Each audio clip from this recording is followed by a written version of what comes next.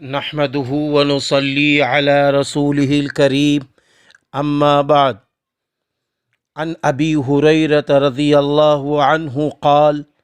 قال رسول الله صلى الله عليه وسلم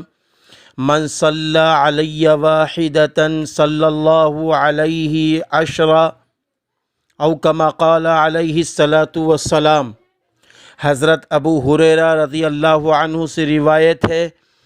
کہ اللہ کے رسول صلی اللہ علیہ وسلم نے فرمایا، جو شخص مجھ پر ایک مرتبہ درود بھیجے اللہ تعالیٰ اس پر 10 مرتبہ رحمت نازل فرماتا ہے۔ صلاۃ و سلام اللہ تعالیٰ کے حضور میں پیش کی جانے والی بہت اعلیٰ و بلند درجے کی ایک دعا ہے جو رسول اللہ صلی اللہ علیہ وسلم کے ذات گرامی سے اپنے ایمانی وابستگی اور محبت کے اظہار کے لیے آپ کے حق میں کی جاتی ہے،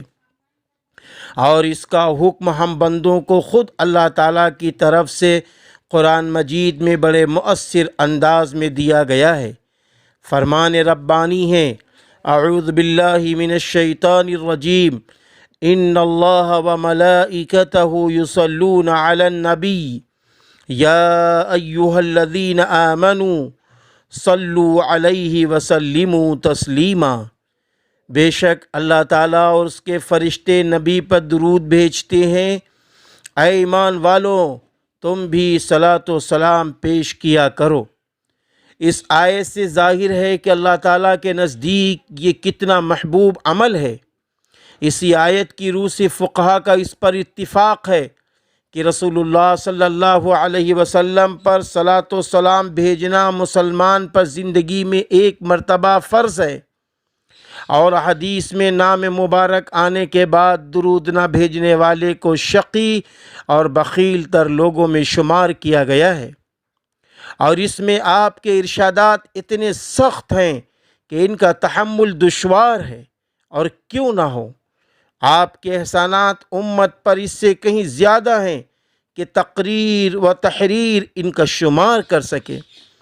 اس سے یہ بھی نتیجہ نکلتا ہے کہ رسول اللہ صلی اللہ علیہ وسلم کے بارے میں ایک مسلمان سے اس سے کہیں زیادہ مطلوب ہے،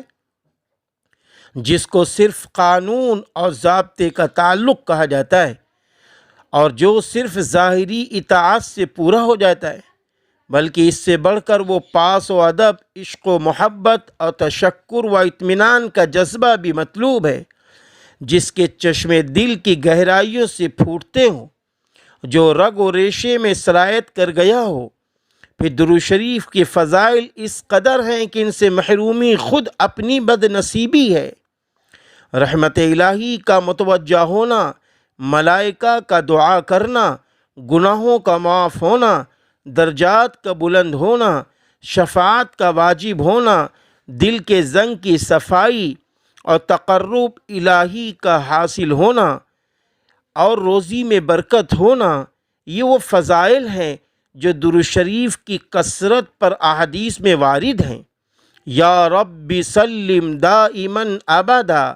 علی حبیبک خیر الخلق کلہم۔ محترم حضرات، دارالعلوم ندوۃ العلماء کے نائب ناظم حضرت مولانا سید محمد حمزہ حسنی ندوی صاحب دامت برکاتہم نے یوں بھی ارشاد فرمایا ہے کہ خاص کر رمضان المبارک میں درود شریف کی کثرت کی جائے، اور لفظ اللہ کا ورد خوب کیا جائے، کلمہ طیبہ خوب پڑھا جائے۔ اس لیے ہمیں چاہیے کہ جہاں کلام اللہ کی رمضان المبارک میں ہم تلاوت کر رہے ہیں، نمازوں کی پابندی کر رہے ہیں، روزے رکھ رہے ہیں، گھروں میں تراویح پڑھ رہے ہیں، اسی طرح ہم اپنے ذکر الہی کے میں یہ بھی شامل کریں کہ درود شریف خوب پڑھیں۔ اللہم صلی علی محمد وعلی آل محمد کما صلیت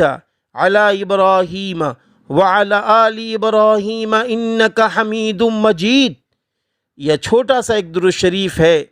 صلی اللہ علیہ وسلم، یا جو درود ہمیں آپ کو یاد ہوں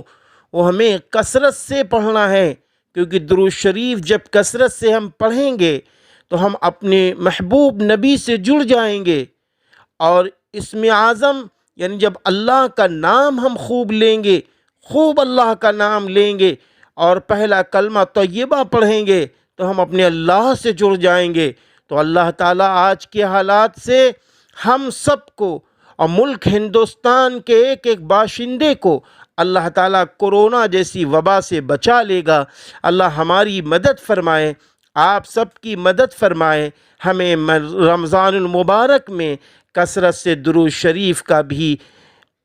ورد رکھنا ہے، اور چلتے پھرتے اٹھتے بیٹھتے ہمیں لفظ اللہ اللہ کہتے رہنا ہے۔ اللہ میری بھی مدد فرمائے، آپ سب کی مدد فرمائے۔ دعا کا طالب